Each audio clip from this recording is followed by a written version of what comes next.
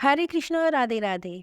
कल यानी 15 जनवरी को मकर संक्रांति का त्योहार पूरे धूमधाम से मनाया जाएगा। हर वर्ष हमारे देश में ये त्योहार बड़े उत्साह और बड़ी धूमधाम से मनाया जाता है। बड़ी श्रद्धा के साथ लोग गंगा स्नान करते हैं, खूब दान पुण्य करते हैं। खास तौर पर काले तिल और गुड़ का दान इस दिन बहुत महत्व रखता है। लेकिन क्या आप जानते हैं कि मकर संक्रांति का त्योहार क्यों मनाया जाता है? इसके पीछे का इतिहास क्या है और इस दिन काले तिल ही दान करने का खास महत्व क्यों है? इस दिन गंगा स्नान क्यों करते हैं? तो आइए इस वीडियो में मैं आपको बताती हूँ कि मकर संक्रांति पर गंगा स्नान का महत्व क्यों है और इस दिन काले तिल ही क्यों दान किए जाते हैं। क्यों इस दिन भगवान सूर्य देव और शनि देव दोनों की पूजा की जाती है। तो इसके लिए मैं आपको दो कहानियां सुनाती हूँ। एक गंगा स्नान से जुड़ी है और एक सूर्य देव और उनके पुत्र शनि देव से। तो पहले मैं आपको सुनाती हूँ सूर्य देव और शनि देव की कहानी। इस कहानी को शुरू करते हैं सूर्य देव के विवाह से। देवशिल्पी विश्वकर्मा जी, उनकी एक पुत्री थी जिसका नाम था संज्ञा, और उन्होंने अपनी पुत्री संज्ञा का विवाह किया सूर्यदेव से। संज्ञा बड़े ही कोमल स्वभाव की थी, जबकि सूर्यदेव एकदम प्रचंड और तेजवान। संज्ञा सूर्यदेव के तेज को बड़े कष्ट से सहन कर पाती थी। सूर्यदेव का तेज बहुत अधिक था, जिसकी वजह से संज्ञा बहुत परेशान रहती थी। वह सदैव सोचती थी कि मुझे किसी भी तरह से कोई तप, कोई पूजा व्रत करके सूर्यदेव के तेज को कम करना चाहिए, वरना मैं इनके साथ अपना जीवन कैसे बिता पाऊंगी। और इसी तरह दिन बीतते गए और संज्ञा के गर्भ से वैवस्वत मनु, यमराज और यमुना तीन संतानों ने जन्म लिया। परंतु संज्ञा अभी भी सूर्यदेव के तेज से बहुत घबराती थी। एक दिन संज्ञा ने निर्णय लिया कि वह तप करके सूर्यदेव के तेज को अवश्य कम करेगी। लेकिन अब समस्या थी कि अगर वह तप करने चली जाएगी तो उसके पीछे बच्चों का पालन पोषण कौन करेगा, उनका ध्यान कौन रखेगा। और फिर वह चाहती थी कि सूर्यदेव को भी उसके इस तप के विषय में भनक ना लगे। तो संज्ञा ने इसके लिए एक युक्ति निकाली। उसने अपने तप के बल से अपनी छाया को एक जीवित स्त्री के रूप में बदल दिया, जिसका नाम उसने स्वर्णा रखा। और फिर उसने बच्चों और सूर्यदेव की जिम्मेदारी अपनी छाया स्वर्णा को दी और उससे कहा कि अब से मेरी जगह तुम सूर्यदेव की सेवा और बच्चों का पालन पोषण करते हुए नारी धर्म के सभी नियमों का पालन करोगी। और इस बात का खास ख्याल रखना कि यह राज केवल मेरे और तुम्हारे बीच में ही बना रहना चाहिए। खास तौर से सूर्यदेव को तो इसकी भनक भी नहीं लगनी चाहिए। अब अपने बच्चों, सूर्यदेव और घर की पूरी जिम्मेदारी छाया पर सौंपकर संज्ञा वहां से चल दी। वहां से चलकर संज्ञा सबसे पहले अपने पिता के घर पहुंची और वहां जाकर उसने अपने पिता को अपनी पूरी परेशानी बताई और कहा कि अब मैं तप करूंगी और तप करके अपने पति का तेज कम करूंगी। लेकिन उसके पिता विश्वकर्मा जी ने संज्ञा को बहुत समझाया और उसे डांटा भी और उससे कहा कि वह यहाँ से सीधा अपने घर लौट जाए। अपने पिता की ये बातें सुनकर संज्ञा वहां से चली गई, लेकिन वो वहां से अपने पति के घर न जाकर वन में गई और वहां जाकर एक घोड़ी का रूप लेकर तपस्या करने लगी। उधर छाया ने भी संज्ञा की जगह बड़े आराम से ले ली थी। वहां संज्ञा बच्चों का पालन पोषण बहुत अच्छे से करते हुए अपने सभी स्त्री धर्मों का पालन करने लगी। और वह छाया रूप थी तो उसे सूर्यदेव के तेज से भी कभी कोई परेशानी नहीं हुई और सूर्यदेव को भी कभी जरा सा भी आभास नहीं हुआ कि उनके साथ रहने वाली उनकी पत्नी संज्ञा नहीं बल्कि कोई और है। इसी तरह दिन बीतते गए। उधर संज्ञा तप में लगी रही और इधर छाया के गर्भ से भी सूर्यदेव की तीन संतानों सावर्णी, मनु, भद्रा और शनिदेव ने जन्म लिया। छाया शिवजी की परम भक्त बन चुकी थी और जब शनिदेव छाया के गर्भ में थे तो छाया ने सूर्यदेव की तेज धूप में भगवान शंकर के लिए कठोर तपस्या की। उसने भूख, प्यास, धूप और गर्मी ये सब कुछ सहते हुए तप में लगी रही और उसके ये सब सहने के कारण उसका प्रभाव उसके गर्भ में पल रहे शनिदेव पर भी पड़ा और उनका रंग बिल्कुल काला हो गया। और जब शनिदेव ने जन्म लिया तो उसके रंग को देखकर सूर्यदेव ने छाया पर संदेह किया और छाया का अपमान करते हुए उससे कह दिया कि यह इतना काला मेरा पुत्र नहीं हो सकता। शनिदेव के गर्भ में रहते हुए कठोर तप करने के कारण अब माँ के तप की शक्ति शनिदेव में भी आ गई थी। उनकी ये बातें सुनकर शनिदेव ने क्रोधित होकर सूर्यदेव की ओर देखा, और जैसे ही शनिदेव ने क्रोध में सूर्यदेव की ओर देखा, सूर्यदेव का रंग भी एकदम काला पड़ गया और उनके घोड़ों की चाल भी रुक गई। अब सूर्यदेव बहुत परेशान हो गए और परेशान होकर वे शिवजी की शरण में गए। तब भगवान शंकर ने सूर्यदेव को उनकी गलती का एहसास कराया। सूर्यदेव को भी अपने किए पर बहुत पछतावा हुआ और उन्होंने भगवान शंकर से और छाया से भी क्षमा याचना की। तब यह देखकर भगवान शंकर की कृपा और छाया के तप से सूर्यदेव पहले की तरह ठीक हो गए। उनके घोड़ों की चाल भी पहले की तरह सामान्य हो गई। परंतु इस सब में पिता और पुत्र का संबंध एकदम खराब हो चुका था।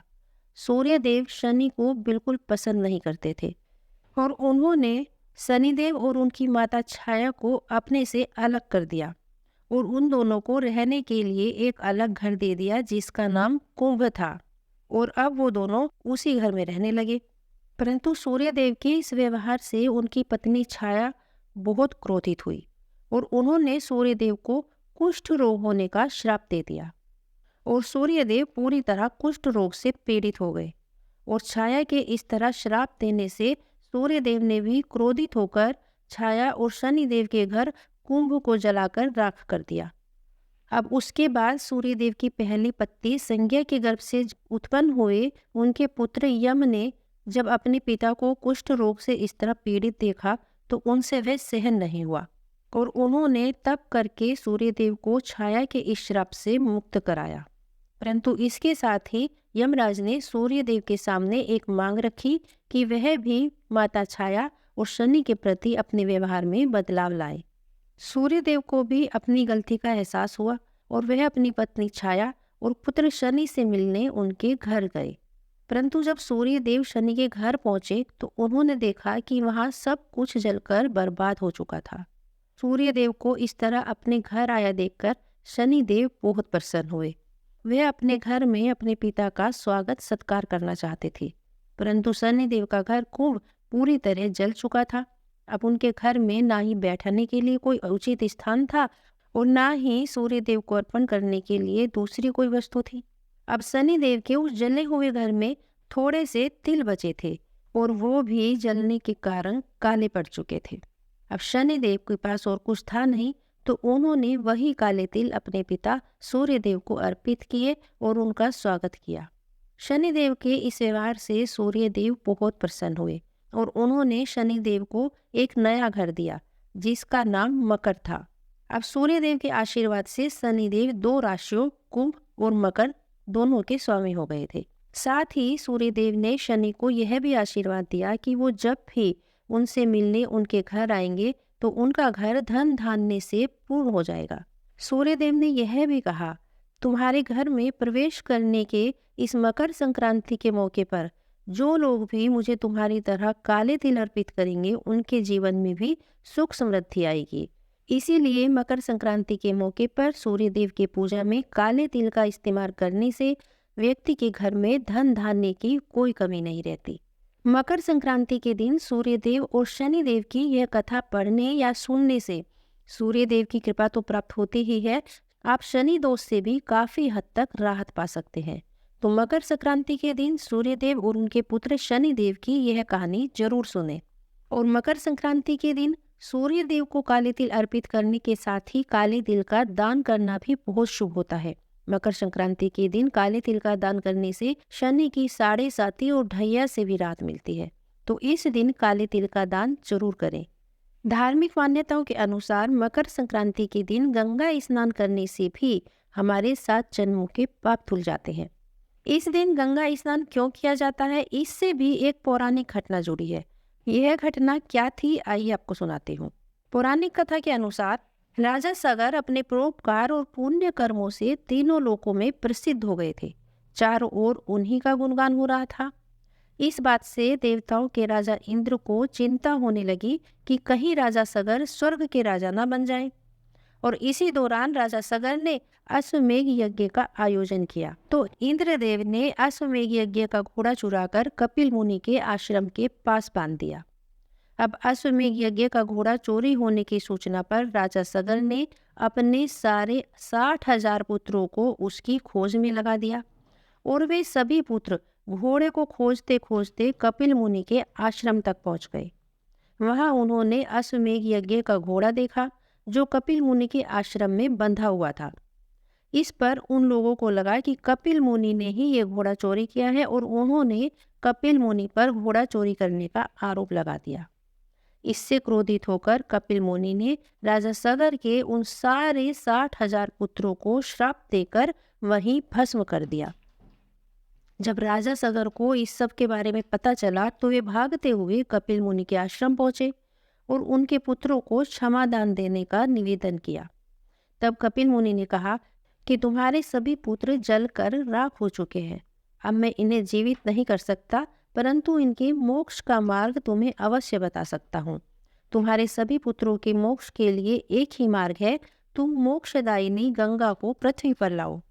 तब राजा सागर के पोते राजकुमार अंशुमान ने कपिल मुनि के सुझाव पर प्रण लिया कि जब तक माँ गंगा को पृथ्वी पर नहीं लाएंगे तब तक उनके वंश का कोई भी राजा चैन से नहीं बैठेगा।